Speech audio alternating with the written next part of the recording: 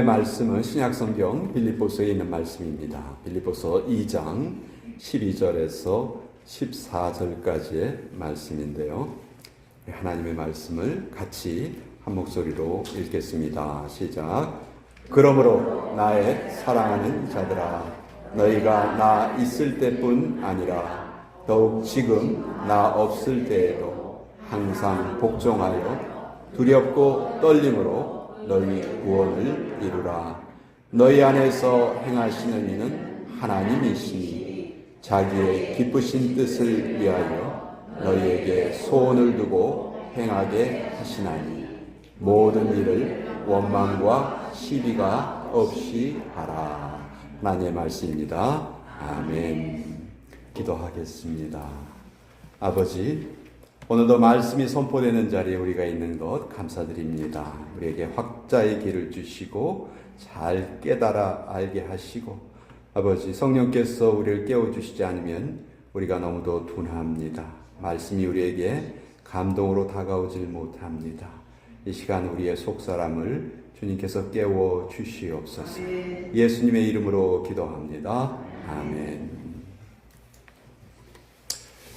자, 교회 역사 2000년, 기독교 역사 2000년에 가장 큰 영향을 끼쳤던 인물이 누구일까?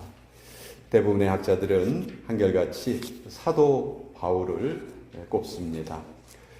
바울은 신약성경이 27권이잖아요. 근데 그 중에 거의 절반에 해당되는 13권의 서신서를 남겼습니다. 그리고 오늘 우리가 교회에서 배우는 많은 내용들이 사실이 바울의 서신서에 기반을 한 내용들이 많거든요. 예. 바울은 참 위대한 글을 많이 남겼는데 글만 남긴 게 아니에요. 교회도 참 많이 개척을 했습니다. 오늘 본문이 기록된 빌립보 교회도 바울이 개척한 교회인데요. 근데 바울은 한 지역에 오래 머물지 않았어요. 왜 그랬을까요? 복음을 전해야 될 곳이 너무 많았기 때문에 그래요. 예. 경상도 말로 하면 천지빛깔이었어요. 그 당시. 너무 많았어요. 그래서 한 곳에 오래 머무르지 못하고 다른 곳으로 떠나게 됩니다. 자, 이렇게 바울이 열심히 복음을 전하고 교회를 많이 개척하고 이거 정말 중요하고 좋은 일이에요. 그런데 바울이 잠시 있다가 떠났던 그 교회 입장에서 생각해 보면 어떨까요? 그 교회 입장에서는 바울이 계속 그 교회에 머물고 주일마다 예배 인도하고 또 제자 훈련도 시켜주고 그러면 더 좋지 않았을까요? 교회를 세우기만 하고 얼마 지나지 않아서 그 교회를 훌쩍 떠나버린다면 남은 교회가 잘 세워질 수 있을까? 지금은 우리가 성경이 있어서 성경 말씀을, 하나님의 말씀을 우리가 자연스럽게 읽을 수가 있고 또 성경 공부도 활발하게 할 수 있어요. 그런데 바울이 이 교회를 개척할 이 당시에는 신약 성경은 아예 존재도 하지 않았습니다. 구약 성경이 있기는 있었지만 일반인들이 그 구약 성경을 구해서 읽는다는 것은 너무너무 어려웠어요. 구약 성경이 그 당시에는 책이 아닌 두루마리 형태로 기록되어 있었는데 그 구약 성경을 마련하려면 집 10채 값이 들었다고 해요. 그러니 일반인들이 그 성경 말씀을 읽는다는 것은 상상을 할 수가 없는 거예요. 엄두를 못 내는 거예요.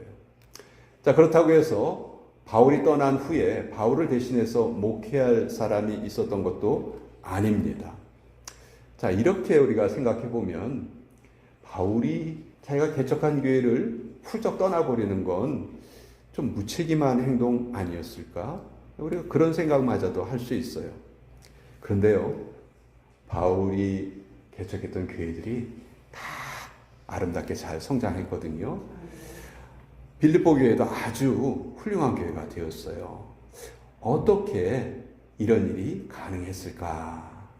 오늘 우리가 읽은 이 빌립보서의 이 구절들이 바로 우리의 이 질문에 대한 대답을 주시는 구절이에요. 12절에 보면 이렇게 기록되어 있어요. 너희가 나 있을 때뿐 아니라 더욱 지금 나 없을 때에도. 이 말은 무슨 말이에요? 내가 너희하고 같이 있었는데 지금은 너희하고 같이 있지 않다, 이런 말이죠. 그렇지만 항상 복종하여 두렵고 떨림으로 너희 구원을 이루라. 이렇게 말씀하고 있어요. 예. 나는 빌립보를 떠나서 더 이상 지금 너희하고 물리적으로는 같이 할 수 없지만 주님은 늘 너희와 함께 하신다. 그러니 내가 그곳에 없다 할지라도 너희는 하나도 걱정할 일이 없다. 왜냐? 13절에 너희 안에서 행하시는 이는 하나님이시니. 내가 너희를 자라게 하는 것이 아니고 하나님이 너희를 자라게 하시고 너희 교회를 하나님이 이끌어 가신다. 그러니 내가 있나 없나 그런 거 신경 쓰지 말고 너희 안에서 역사하시는 그 하나님을 바라보고 신앙생활을 해야 돼. 지금 바울이 이 말을 편지로 쓰고 있는 거예요. 나는 떠났지만 주님은 너희와 항상 함께 하셔서 너희를 지켜주실 것이다. 바울에게는 이 확신이 있었어요. 그러니까 이 확신이 있었기 때문에 바울이 과감하게 한 곳에 오래 머물지 않고 그곳을 떠나서 다른 곳으로 가서 또 교회를 개척할 수 있었던 것이죠. 야, 바울이 떠나면 어떡하냐? 우리 교회 어떡하냐? 어쩌긴 뭘 어째요? 바울보다 훨씬 더 귀한 주님이 계신데. 그렇죠? 예. 오늘 우리는 어떤가요? 2000년 전 교회 모습과 비교해 보면 너무너무 좋아졌어요. 우리는 성경도 마음대로 읽을 수 있죠. 이렇게 좋은 예배당 시설도 있죠. 또 사역자들도 많이 있습니다. 그렇지만 지금도 교회에서 가장 중요한 것이 무엇일까요? 바로 우리 안에서 행하시는 하나님. 그 하나님 바라보고 의지하고 그렇게 신앙생활하는 우리의 믿음이 제일 중요하다는 것이죠. 그러니까 바울은 빌립보 교회뿐만이 아니고 다른 교회도 많이 개척하고 그 교회에서 오래 머무르지 못했지만 하나님이 그 교회의 주인이셨기 때문에 모든 교회가 다 아름답게 성장할 수 있었다. 지금 바울이 그걸 말하고 있는 거예요. 교회의 주인은 주님이십니다. 그런데 오늘 12절에 이 바울의 말 뒤에 아주 참 논란이 많은 구절이 이어져 있어요. 두렵고 떨림으로 너희의 구원을 이루라. 자, 이 말씀은 정말 신약 성경에 있는 많은 구절들 중에서도 정말 많은 논쟁이 있었던 구절이에요. 두렵고 떨림으로 너희의 구원을 이루라고? 아니, 우리가 우리의 구원을 이루는 거야? 내가 교회에서 배우기는 우리의 구원은 예수님께서 십자가에 매달려 돌아가시고 또 다시 부활하셨기 때문에 예수님께서 우리의 구원을 다 이루어 주셨다고 내가 배웠는데 예수님의 이름을 부르는 자들에게는 구원이 다 이루어진 것 아닌가? 근데 왜 여기 이 구절에서는 두렵고 떨림으로 너희의 구원을 이루라 이렇게 말씀하시지? 마치 구원을 내가 이루어가는 것처럼 왜 이렇게 말씀하시지? 예. 여러분 정말 이 구절은 너무 많은 논란이 있었어요.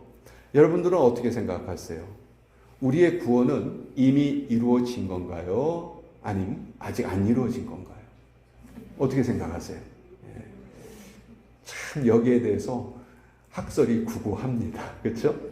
사람마다 다 다른 말을 할 수 있는데 자, 우리가 이런 혼란에 빠지는 이유는 성경에 나와 있는 이 구원이란 말을 우리가 딱 봤을 때 구원을 우리는 의뢰의 무엇으로 생각하냐면 영혼 구원하고 딱 연결 지어버려요. 성경에 나오는 구원하면 무조건 영혼 구원, 그것과 관련된 말이라고 생각을 해요. 그런데 그렇지 않아요. 성경에 쓰여진 구원이라는 단어는 참 다양한 뜻으로 쓰였거든요. 그러니까 이걸 우리가 먼저 아는 것이 참 중요해요. 그러니까 우리말 성경으로 번역되는 과정에서 구원이란 단어로 번역된 단어가 사실 원어를 보면 여러 가지 단어란 말이에요. 근데 그게 다 하나의 단어 구원이라고 번역이 됐어요. 그러다 보니까 우리는 구원하면 의뢰 영혼 구원만 떠올리게 돼요. 이 구절도 그래서 혼란스럽게 되는 거예요. 구원이 다른 여러 가지 의미로 쓰였다는 것을 제가 예를 한번 들어보겠습니다. 성경에 나와 있는 예. 자, 창세기 37장 21절에 보면 이제 요셉이 형제들에게 의해서 죽임을 당할 위기에 처했을 때 루벤이 듣고 요셉을 그들의 손에서 구원하려 하여 이르되 우리가 그의 생명은 해치지 말자. 여기에 보면 구원이란 단어가 쓰여 있어요. 요셉을 그들의 손에서 구원하려 하여. 근데 이 구절이 말하는 구원은 영혼 구원이 아니에요. 뭐예요?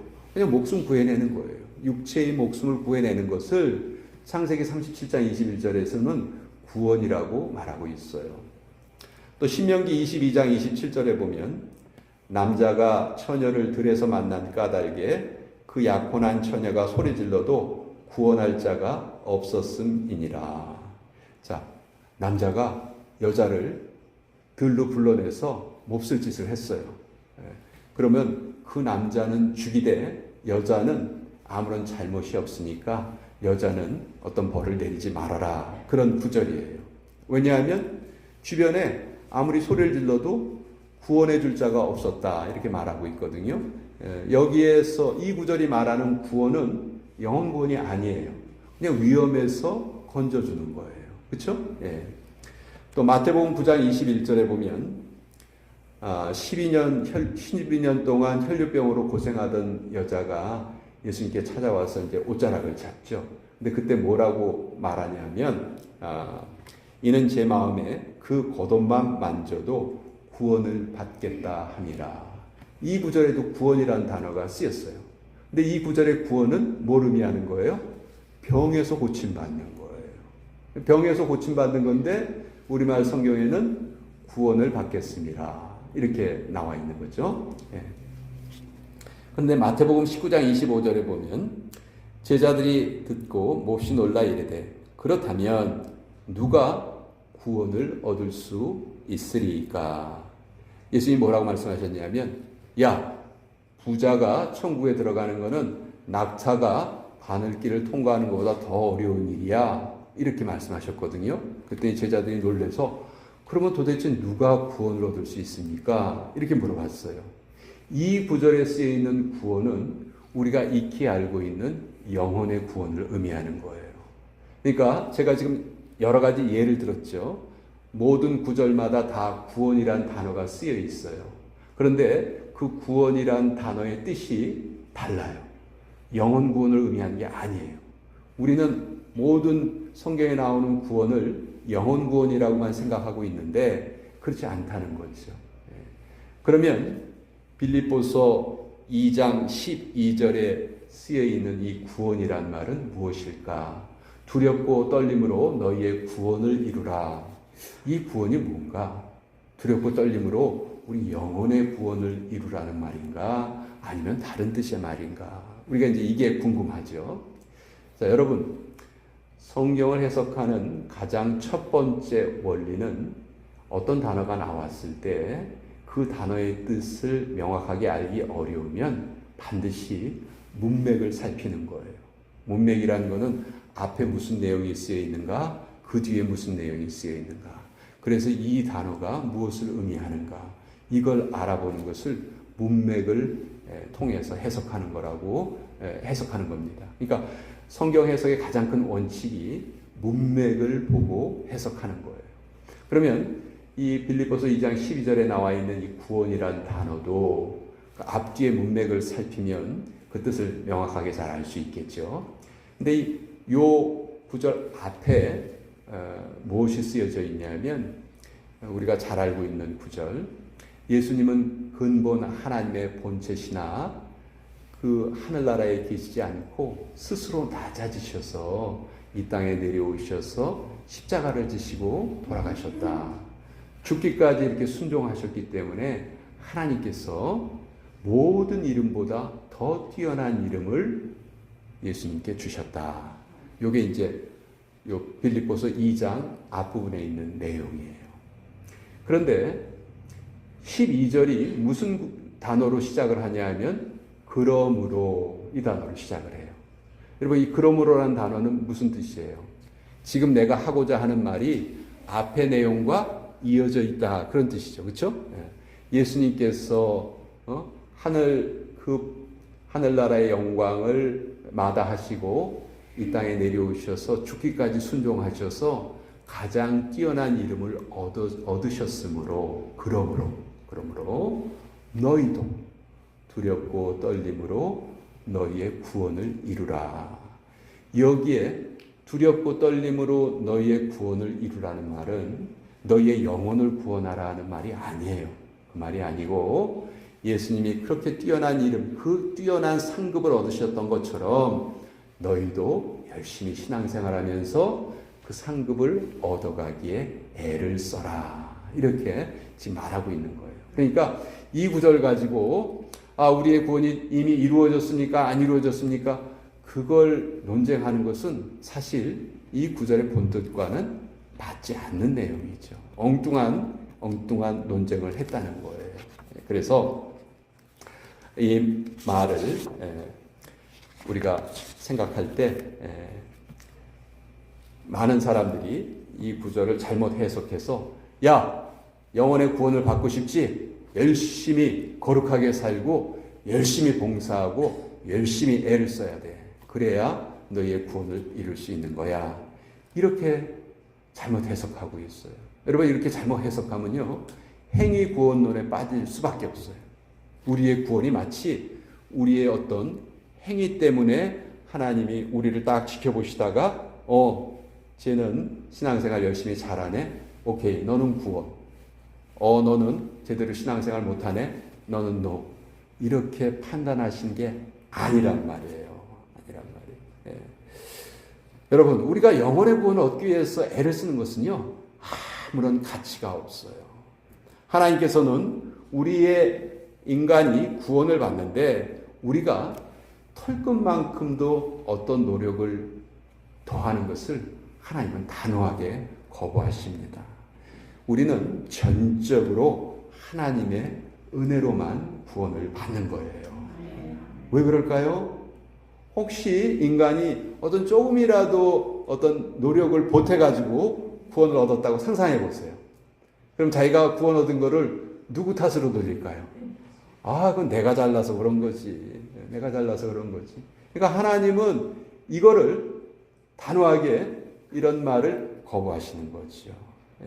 그래서 하나님 그걸 용납하지 않으시는 거예요. 우리가 잘 알고 있는 에베소서 2장 8절에서 9절까지에 보면 너희는 그 은혜에 의하여 믿음으로 말미암아 구원을 받았으니 이것은 너희에게서 난 것이 아니요 하나님의 선물이라. 행위에서 난 것이 아니니 이는 누구든지 자랑하지 못하게 함이라. 난 내 힘으로 구원을 얻었습니다. 이렇게 자랑하는 것을 하나님은 원천적으로 그것을 막으신다는 거예요. 구원은 그렇게 얻을 수 있는 것이 아니라는 것이죠. 그래서 여기 너희 두렵고 떨림으로 너희의 구원을 이루라 하는 이 말은 이미 구원받은 우리가 이제 우리의 삶에서 두렵고 떨림으로 우리의 상급을 계속해서 더해가는 성화의 삶을 살아야 한다. 그 뜻이에요. 이거 가지고 우리가 우리의 구원이 이루어졌습니까? 안 이루어졌습니까? 이렇게 논쟁하는 것은 사실 잘못된 일이다. 자, 그래서 13절에 보면 너희 안에서 행하시는 분은 하나님이시니 자기의 기쁘신 뜻을 위하여 너희에게 소원을 두고 행하게 하신다. 이렇게 말씀하세요. 여러분, 우리가 하나님의 일을 할 때 하나님께서 먼저 우리를 준비시키시는데 어떻게 준비를 하시냐면요, 우리 안에 소원을 심어주세요. 소원. 하나님은 우리를 통해서 역사하신다는 것은 하나님 우리를 하나님의 대리자로 사용하신다는 의미죠. 그때 하나님께서 우리에게 소원을 주세요. 억지로 하기 싫은 일 억지로 하게 만드시지 않는다는 거예요. 먼저 우리에게 그 일을 하고 싶은 마음을 주시는 거죠. 여러분, 무슨 일이든지 마찬가지인데요. 억지로 하면 그만큼 힘든 일이 없어요. 그렇죠? 근데 그 중에서도 교회 일을 억지로 한다? 그건 정말 그거보다 더 힘든 일은 없을 겁니다. 저는 이번에 우리 여선교회에서 자체적으로 우리 기도회를 좀 했으면 좋겠다 이렇게 말씀을 해주셨는데 만약 제가 여성교회 분들에게 뭐 하세요? 기도회 좀 하세요. 이렇게 말했다면 여러분들 그거 어떻게 받아들이셨을까? 그게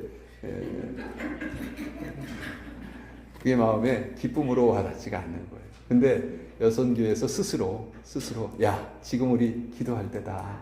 우리 기도하자. 우리 자체적으로 기도회를 하자. 이러면은 이게 달라지잖아요. 똑같이 기도회를 하는 거지만 그 마음이 너무 다르잖아요. 그렇죠? 그러니까 하나님이 이렇게 우리에게 소원을 두고 행하게 하신다는 거예요. 근데 만약 여러분들이 교회를 하시다가 좀 힘드실 때도 분명히 있을 거예요. 그러면 억지로 하지 마세요. 억지로 하지 마시고 잠깐 멈추세요. 멈추시고 그때 여러분에게 가장 필요한 것은 하나님과의 1대1의 시간이에요. 하나님, 제가 지금 너무너무 교회 일 때문에 많이 힘들어요. 근데 정말 이 일을 억지로가 아니고 기쁨으로 하고 싶어요. 하나님, 저에게 교회 일을 열심히 하고자 하는 그 마음을 주세요. 그 소원을 주세요. 여러분이 먼저 이렇게 기도하시고 그 마음을 받으신 후에 일하셔야 돼요. 하나님이 우리에게 일을 하실 때에는 당신의 기쁘신 뜻을 위하여 일하게 하신다. 이렇게 돼 있어요. 소원을 두고 기쁜 뜻을 이루게 하신다. 이렇게 했는데 기쁘신이라는 말이 이제 즐거움이라는 뜻이에요. 즐거움. 그러니까 이런 말이에요. 하나님이 우리를 하나님의 일꾼으로 삼으시고 우리에게 하나님의 일을 하게 하세요. 근데 그 이유가 뭐냐면 하나님께 즐거움을 우리가 드릴 수 있도록 하나님 그렇게 우리를 쓰신다는 거죠. 근데 그게 이제 하나님께 만족이 되는 거예요. 우리가 하나님의 일을 열심히 하는 게 하나님께는 참 만족하심이 돼요. 근데 하나님의 만족하심이 거기에서 끝나는 게 아니에요. 거기에서 멈추지 않고 하나님은 그 만족하심 때문에 그 만족하심을 어떻게 하냐면 우리에게 다시 돌려주기를 원하세요.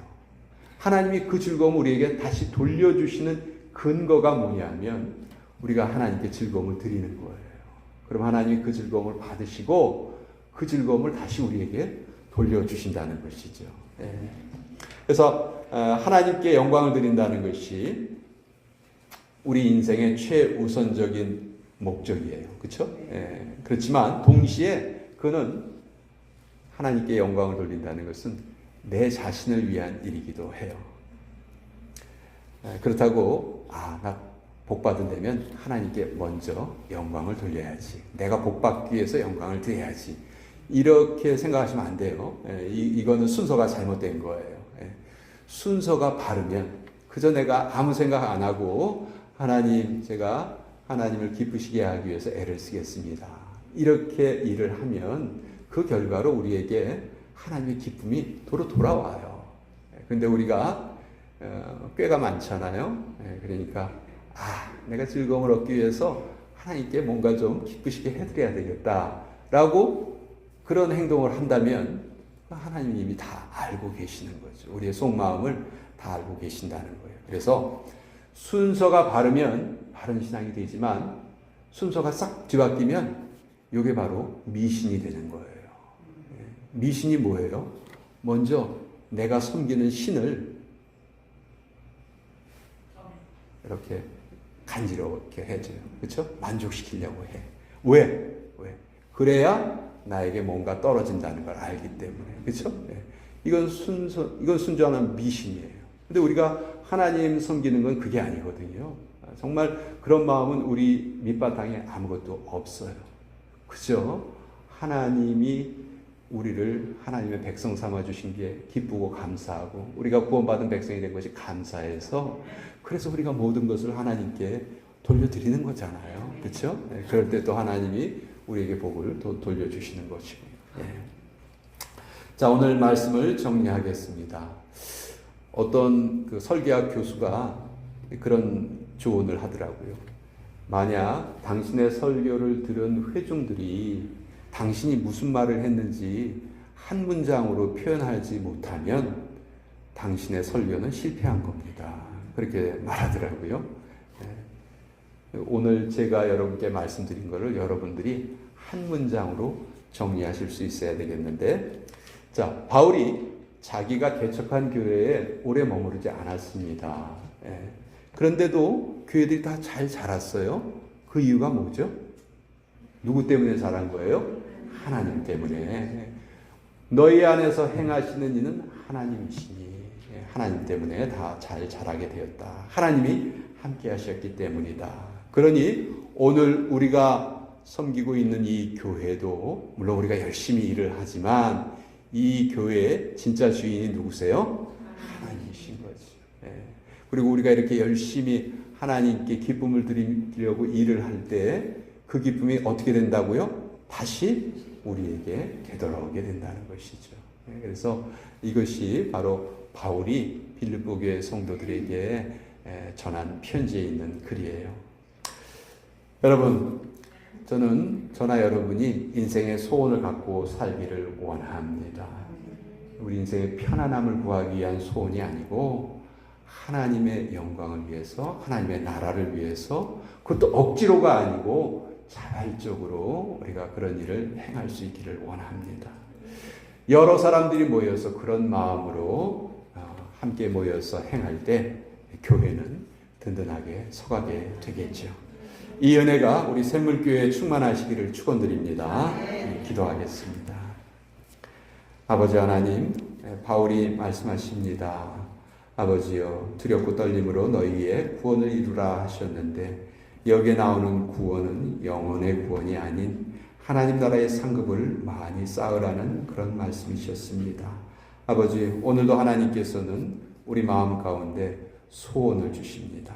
그리고 그 소원을 두고 우리를 사용하시고 또 그것이 하나님께 기쁨이 되고 그 기쁨을 받으신 하나님께서는 우리에게 더 큰 복을 내려주십니다. 아버지 하나님, 우리가 함께 모여있는 이 샘물교회가 얼마나 아름답고 얼마나 영광스러운 공동체인지 우리 늘 마음에 깊이 깨닫고 앞으로도 주님 나라를 위하여 열심히 충성봉사하는 우리 모두가 되게 하여 주시옵소서. 예수님의 이름으로 기도합니다. 아멘.